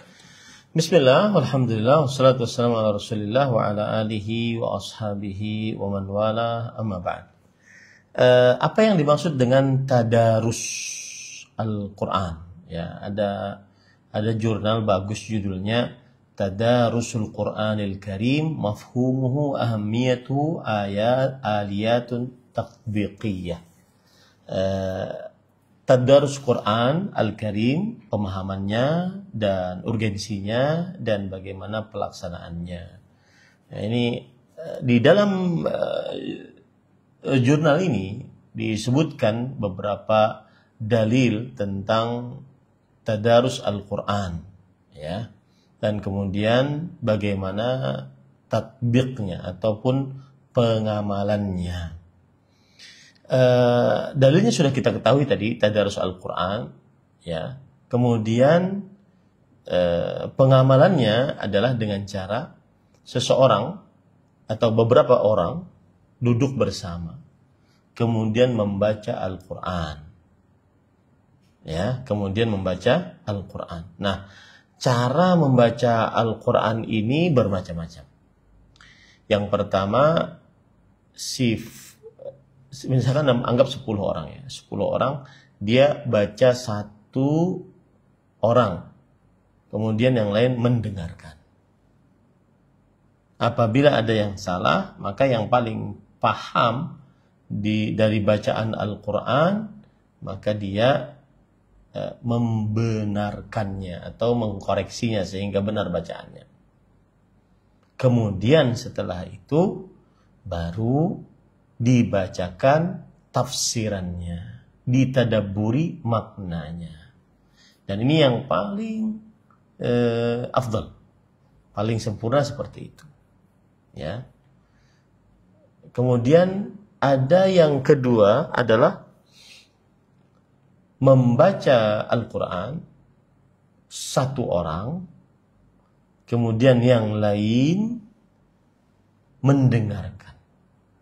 Kemudian yang baca tadi menafsirkan ayat Al-Quran berdasarkan tafsiran yang benar. Maka ini juga diperbolehkan. Ya, ini juga diperbolehkan. Nah, yang kurang tepat adalah membaca Al-Quran satu-satu demi menyelesaikan hataman. Saya beri contoh. Ada 10, maka mereka bagi nih agar selesai menjadi 30 dalam satu malam. Maka orang pertama baca 3 juz, orang kedua baca 4, 5, 6, berarti 3 juz juga. Orang ketiga baca 7, 8, 9, ya, 3 juz juga, dan seterusnya sampai. Nah, ini belum tepat tata cara seperti ini, ya, tata cara seperti ini. Nah, itu. Dan kemudian saya berpesan ketika bulan Ramadan, maka jika memang ingin berkumpul untuk membaca Al-Quran, lebih baik dia tidak menggunakan mic keluar, terutama di malam hari ya. Kalau bisa mic dalam, kalau bisa tanpa mic. Yang paling utama adalah baca sama-sama berkumpul di salah satu rumah Allah Subhanahu wa taala untuk membaca Al-Qur'an, ya, dan mentadabburinya, bermudarasah atasnya. Begitu ya. Nah, ini para ikhwan yang dirahmati oleh Allah Subhanahu wa taala. Nah, pertanyaan yang kedua, yaitu seseorang buka puasa bersama. Maka nasihat saya, saat berbuka puasa bersama ini, caranya adalah ketika di rumah dilakukan buka puasa bersama, maka segerakan waktu berbuka. Segerakan, maksudnya disegerakan berbuka jika sudah masuk waktu berbuka. La yazalun nasu bi khair ma'ajjal fitr. Masih saja orang-orang dalam kebaikan selama dia menyegerakan berbuka. Jadi pas azan langsung berbuka. Tidak menunggu yang lain misalkan, atau menunggu dan seterusnya. Kemudian yang kedua, setelah berbuka yang secukupnya segerakan sholat. Jangan terlambat sholat maghribnya. Itu yang disebut dengan takjil. Takjil dulu baru selesai sholat. Bagi laki-laki diwajibkan pergi ke masjid. Bagi perempuan disegerakan untuk sholat, ya, untuk sholat maghrib. Baik dilakukan secara berjamaah atau tidak. Baik dilakukan secara berjamaah ataupun tidak. Nah, itu. Wallahu a'lam. Adakah yang tertinggal dari pertanyaan? Sepertinya 2 aja ya. Iya Ustaz, jazakallahu. Jadi kalau misalnya anak nih alhamdulillahnya rumah itu selalu kebagian tempatnya buat kayak misalnya pengajian atau apa. Nah, kalau misalnya di rumah anak nih, terus misalnya iftar, terus kalau pada saat sholat maghrib pada suruh ke masjid aja gitu Ustaz, atau gimana? Iya, takjil dulu Ibu, takjil dulu. Takjil, kurma, ya, kurma atau ya kurma dan minum, habis itu ke masjid. Oh, oke. Ke masjid, habis masjid kembali lagi. Yang perempuannya tadi dia disolat di rumah, disediakan tempat di rumah. Yeah. Habis itu baru makan besar. Ya itu aman. Oke. Ya, tidak meninggal, tidak terlambat sholat maghribnya. Ya. Oke, iya. Karena ada riwayat begini. Dari Abu Hurairah radhiyallahu anhu, beliau menyegerakan berbuka dan menyegerakan sholat. dan yang lain mengakhirkan berbuka, mengakhirkan sholat. Maka ditanyakan hal tersebut kepada Aisyah. Kata Aisyah, siapa yang menyegerakan berbuka dan menyegerakan sholat? Kemudian dikatakan dia adalah Abu Hurairah radhiyallahu anhu. Maka begitulah sunnah Rasulullah SAW.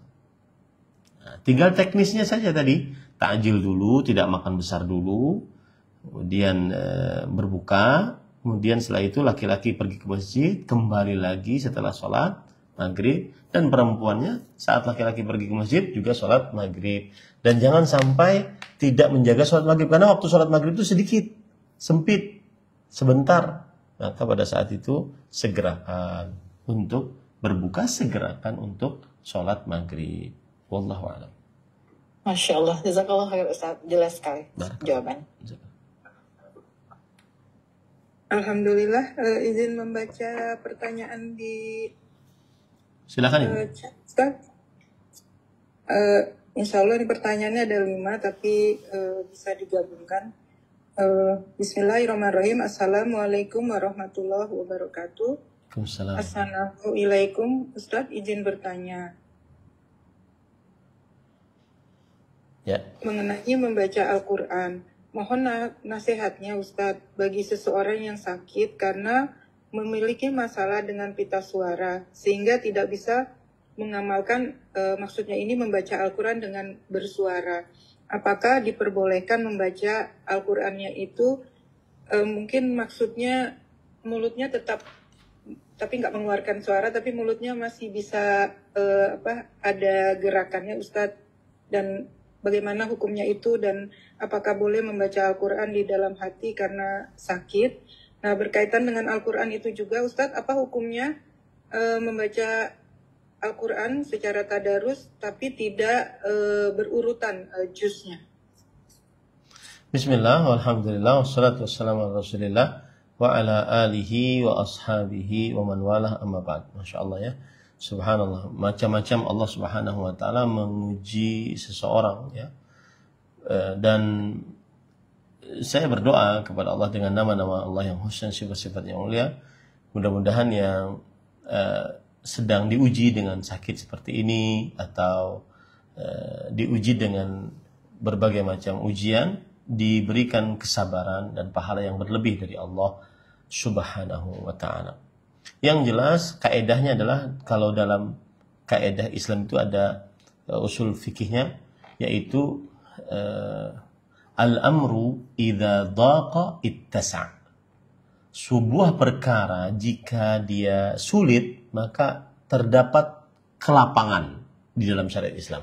Selalu seperti itu. Ya, safar sulit kan akhirnya dibolehkan untuk tidak berpuasa. Safar sulit akhirnya dibolehkan untuk mengqashar sholat dan seterusnya. Al-amru idza daqa ittasa'. Perkara jika dia semakin sulit, menyempit, maka dia akan semakin luas, melapang gitu. Itulah syariat Islam. Wa ma ja'ala 'alaikum fid dini min haraj. Allah tidak menjadikan di dalam agama itu kesulitan. Dalam puasa Allah berfirman, yuridullah bikumul yusra wa la yuridu bikumul usra. Allah menginginkan kemudahan bagi kalian dan tidak menginginkan kesulitan bagi kalian. Itu kaidah dalam beragama Islam. Nah, kalau dalam kasus tadi yang pita suaranya mungkin tidak boleh dia bersuara banyak ataupun keras ataupun tidak bisa mengeluarkan suara yang banyak, maka yang jelas fattaqullaha mastata'tum. Bertakwalah kepada Allah sesuai dengan kemampuan. Kapan dia bisa baca, maka dia bisa baca. Walaupun dengan pelan suaranya, tetapi dia membaca. Yang penting ada usaha. Rasulullah SAW bersabda, al-mahiru bil Quran ma'as safaratil kiramil bararah walladhi yatata'ta'u fihi wa huwa 'alaihi syaq lahu ajran. Orang yang lancar baca Qur'annya, maka dia akan bersama para malaikat yang baik dan saleh. Dan orang yang terbata-bata, lisannya berat, maka baginya dua pahala. Pahala membaca Al-Quran dan pahala usaha. Dan usaha ini, fattaqullaha mastata'tum. La yukallifullahu nafsan illa usaha. Seseorang tidak dibebani kecuali sesuai dengan kemampuannya. Wallahu a'lam. Nah. Yang keduanya Ustadz berkaitan membaca Al-Quran tadarus tapi tidak berurutan juznya. Bagaimana hukumnya? Iya, ini yang saya sebutkan tadi. Ini kurang tepat yang seperti ini. Akan lebih baik lagi tadarusnya adalah seseorang baca ayat 1, kemudian dipahamkan. Kalau seandainya salah bacanya dikoreksi. Kemudian yang sampingnya baca ayat 2, terus berulang. Karena begitulah yang disebut dengan tadarus. Adapun tadarusnya adalah dia membaca satu-satu kemudian beda-beda suratnya, maka ini belum tepat. Ya, belum tepat. Wallahu a'lam. Alhamdulillah, semoga dipahamkan kita semua atas jawabannya. Ustadz, mohon izin membaca pertanyaan berikutnya. Silahkan. Ustadz izin bertanya, jika sholat raweh dengan 2 imam, apakah tetap mendapatkan pahala sholat semalam suntuk? Sebagai contoh misalnya seperti ini, saya ikut raweh yang pertama 8 rakaat, kemudian imamnya itu berganti untuk melanjutkan rakaat ke-9 dan selanjutnya. Mohon penjelasannya Ustadz. Bismillah, alhamdulillah, wassalatu wassalamu ala rasulillah wa ala alihi wa ashabihi wa man wala amma ba'd. Hadisnya kan begini. Man qama ma'al imam hatta yansarif husiba lahu qiyamul lailah. Siapa yang sholat bersama imam, yaitu sholat tarawih, sampai selesai, maka dituliskan pahalanya sholat semalaman suntuk. Nah, pada tanggal malam pertama sampai malam ke-20 aman itu bisa terjadi seperti itu ya. Nah, yang malam ke-21 sampai malam ke-29 atau malam 30 ini yang kadang-kadang kan ada qiyamul lail yang kedua gitu. Nah, apabila ada orang yang sholat bersama imam di awal malam setelah sholat isya, baik itu 8 rakaat atau 10 rakaat ataupun 20 rakaat, maka dia kemudian imamnya selesai meskipun tanpa witir, dia pulang, imam pulang, dia pulang juga, maka itu semoga sudah dinamakan dia sholat bersama imam sampai selesai. Kalau di masjid yang sama kemudian didirikan sholat witir, sholat qiyamul lail, tahajud lagi, kemudian witir lagi, maka tidak mengapa. Ya, dia mau ikut lagi ataupun dia tidak ikut lagi, atau dia ikut yang di pertengahan saja, pertengahan malam saja, setelah sholat isya dia pulang, juga termasuk di dalamnya. Rahmat Allah sangat luas. Wallahu a'lam. Alhamdulillah, ini sering masalah yang selalu datang di bulan Ramadan mengenai sahur, Ustadz.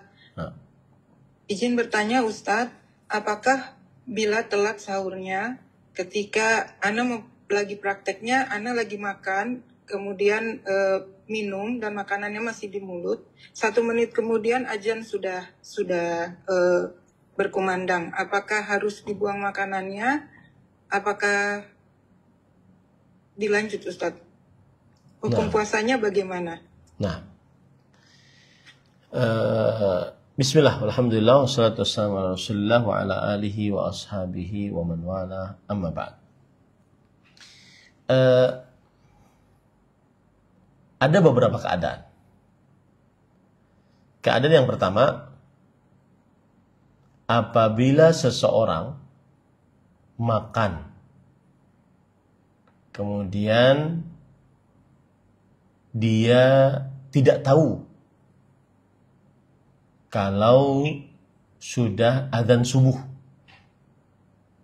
maka bagaimana ini? Makan dan dia tidak tahu kalau sudah azan subuh, maka para ikhwan dirahmati oleh Allah Subhanahu wa ta'ala, jawabannya adalah jika telah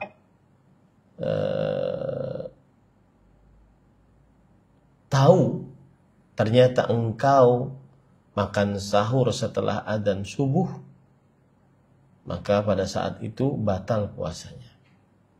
Disebabkan karena makan setelah adzan subuh, batal puasanya. Baik.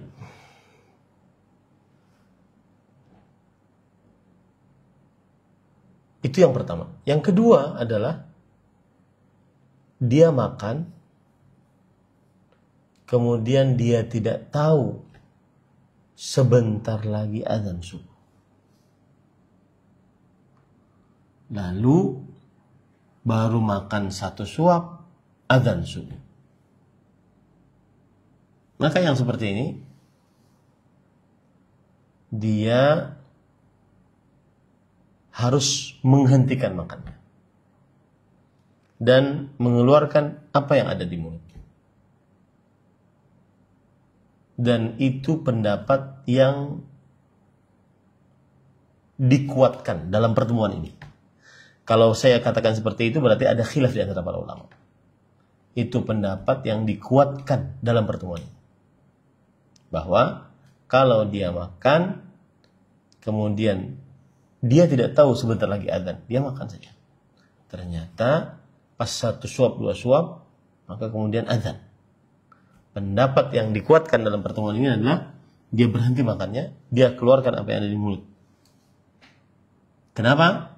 Karena mayoritas para ulama berpendapat waktu sahur berhenti dengan adzan subuh. Allah berfirman, "Fakulu washrabu hatta yatabayyana lakumul khaytul abyad minal khaytil aswad minal fajr." Makan dan minumlah sampai terang bagimu benang putih dari benang hitam karena masuk waktu fajar. Begitu juga berdasarkan hadis, al-fajru fajran. Fajar itu 2 macam. Fajrun yahrumu fihi at-ta'am wa tahillu fihi as-salah. Fajar haram makan dan halal sholat subuh. Nah, menunjukkan bahwa jika sudah masuk waktu fajar kedua, diharamkan untuk makan dan minum. Apabila sudah ada di mulut atau masih ada di tangan, maka keluarkan. Dan ini pendapat yang dikuatkan dalam pertemuan. Memang ada hadis yang berbunyi, "Idza adzana al-muadzin, idza sami'a ahadukum an-nida wal ina'u fi yadihi, fala yad'u hatta yaqdiya hajatahu minhu." Jika salah seorang dari kalian mendengar azan, lalu dia makanannya masih di tangannya, masih di suapannya, maka jangan dia berhenti sampai dia menyelesaikan itu. Nah, hadis ini lemah. Ada yang melemahkannya. Dan kalau sudah lemah, tidak bisa dijadikan sebagai sandaran hukum, selesai. Tapi kalau ada yang mensahihkannya, bagaimana memahami hadis ini? Hadis ini adalah bagi yang tidak tahu kalau sudah masuk waktu subuh, maka dia berlaku seperti itu.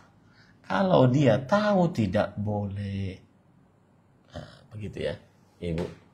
Wallahu a'lam. Nah. Alhamdulillah. Ustadz, ini masih ada 2 pertanyaan. Bagaimana Ustadz? Silakan, Bu, silakan. Alhamdulillah. Jazakallah khairan ya Ustadz. Ya. Kami tahu di sana udah larut. Ya, Ibu. Mengenai ini Ustadz, pertanyaannya, Ustadz mohon dijelaskan tentang orang yang merugi di bulan Ramadan adalah mereka yang tidak diampuni dosanya setelah bulan Ramadan. Ciri-cirinya bagaimana Ustadz? Karena kami takut ternyata orang yang merugi itu bagian dari kami. Kemudian pertanyaan kedua mengenai sholat, membaca Al-Quran, bolehkah dengan membawa mungkin di sini mushaf Quran ya Ustadz, sholatnya. Tapi pertanyaannya, apakah itu sholat wajib atau sholat sunnah atau keduanya Ustadz? Jazakallah khairan. Baik. Bismillah, alhamdulillah, wassalatu wassalamu ala rasulillah wa ala alihi wa ashabihi wa walah, amma ba'd. Apa tanda seorang Ramadannya diampuni oleh Allah dan seorang yang tidak diampuni? Jawabannya, tandanya huwa adra bi nafsihi. Dia lebih tahu tentang dirinya. Kalau dia beribadah kepada Allah dalam bulan Ramadan dengan ikhlas sesuai dengan petunjuk Rasulullah SAW dan menjauhi maksiat, maka itulah Ramadan orang-orang yang diampuni dosanya oleh Allah SWT.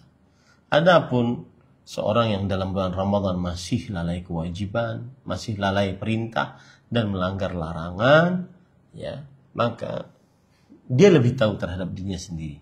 Orang tersebut adalah orang yang tidak mendapatkan ampunan. di dalam bulan Ramadan. Dan ini sangat merugi. Karena Rasulullah SAW bersabda, "Man adraka Ramadan thumma salakh falam yudkhilhu jannah wa ab'adahu Allah." Siapa yang masuk bulan Ramadan lalu dia lewat bulan Ramadan dari dirinya, tapi dosanya tidak diampuni, maka orang ini sangat merugi. Maka hati-hati. Ya. Kemudian yang kedua adalah tentang apa tadi Ibu? Sholat dengan membawa mushaf. Oh iya, sholat dengan membawa mushaf. Apakah ini boleh? Boleh dilakukan apabila dia melihat hafalannya sedikit, boleh dia lakukan. Karena Aisyah radhiyallahu anha pernah diimami oleh seorang budak laki-laki yang membawa mushaf. Kemudian, apakah ini sholat wajib atau sholat sunnah saja? Maka disunnahkan di sholat sunnah saja. Adapun sholat wajib, maka dia membaca sesuai dengan apa yang dia miliki dari hafalannya. Faqra'u ma tayassara minal Qur'an. Bacalah dari apa yang mudah dia baca dari Al-Quran. Wallahu a'lam. Cukup kiranya Ibu? Ada lagi? Iya, ya. Ada Ustaz, tapi karena sudah malam, mungkin bisa kita tutup dengan nasihat Ustaz. Ya. Bismillah, walhamdulillah, wassalatu wassalamu ala rasulillah, wa ala alihi wa ashabihi wa man wala amma ba'd. Nasihatnya, gunakan bulan Ramadan ini dengan sebaik-baiknya. Dengan cara berdoa kepada Allah, diberi petunjuk untuk menggunakan Ramadan dengan sebaik-baiknya. Ikhlaskan niat, bulatkan tekad untuk memperbanyak ibadah. Kenapa? Karena bulan Ramadan mahal harganya. Para salafus saleh berdoa kepada Allah 6 bulan sebelum masuk bulan Ramadan agar bisa mendapati bulan Ramadan. Dahulu disebutkan dalam hadis riwayat Imam Ahmad ada 2 orang yang masuk dalam agama Islam.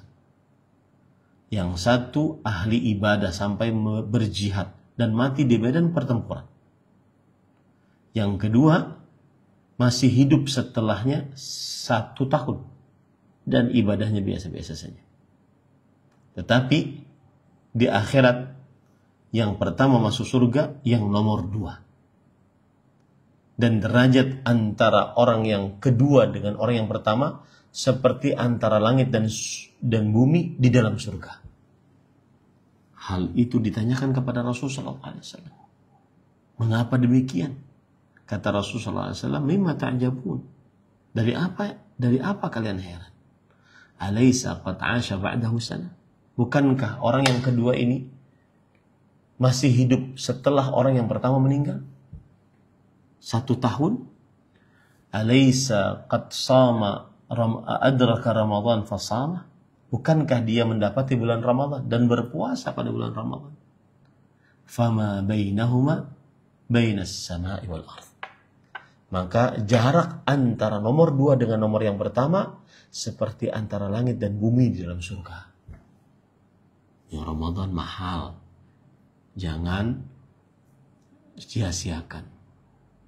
Jadi yang pertama tadi, gunakan Ramadan yang mahal ini dengan sebaik-baiknya. Dengan cara berdoa kepada Allah, diberi taufik.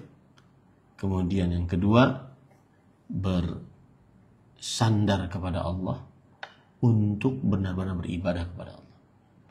Dan yang ketiga, yang terakhir adalah hendaknya seorang saat bulan Ramadan dia menjauhi hal-hal yang mengurangi pahala puasa Ramadannya. Karena Rasulullah SAW sudah mengancamkan rubba sha'im halluh min siyam al-ju' wal 'atash.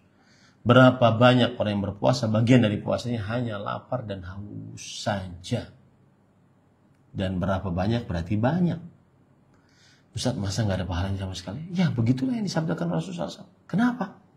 Karena puasa dia meninggalkan yang mubah. Makan, minum, bersetubuh mubah. Dia tinggalkan demi puasa.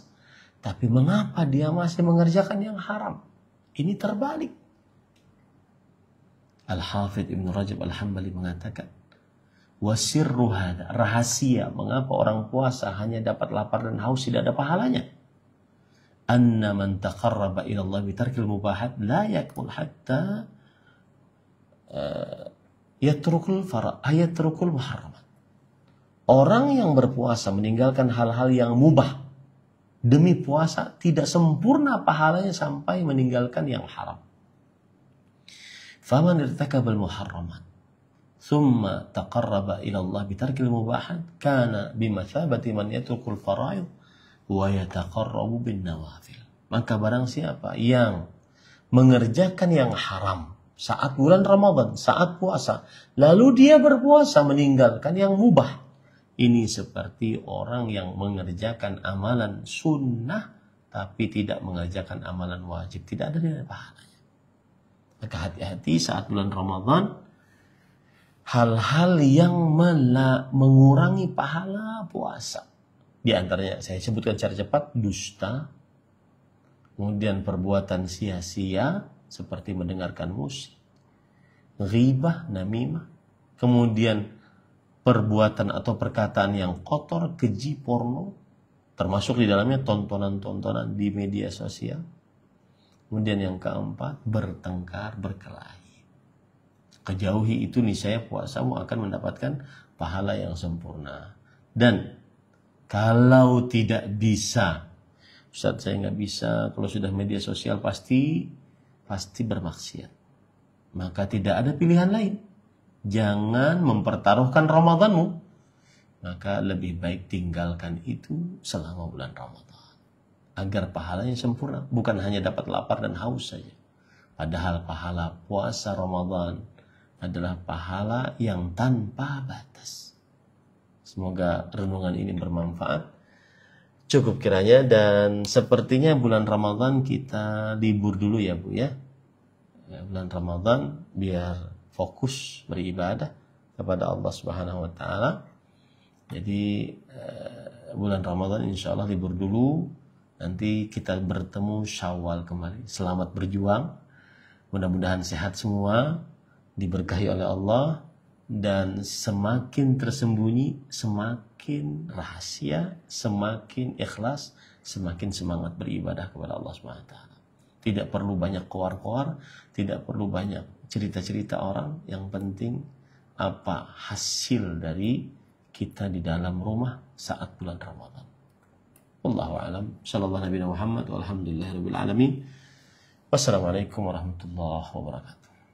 Waalaikumsalam warahmatullahi wabarakatuh. Masya Allah, amin Allahumma amin. Alhamdulillah. Jazakumullah khairan wa barakallahu fikum untuk Ustadz Ahmad Zainuddin Al-Banjari hafizahullah dan keluarga atas waktunya dan ilmunya yang sangat berharga. Semoga Allah Azza wa Jalla melimpahkan pahala terbaik surga Ustadz kepada Ustadz dan keluarga, dan juga kebersamaan teman-teman yang hadir pada pagi hari ini dalam kajian tematik ini. Semoga Allah memberikan kemudahan dalam pengamalannya.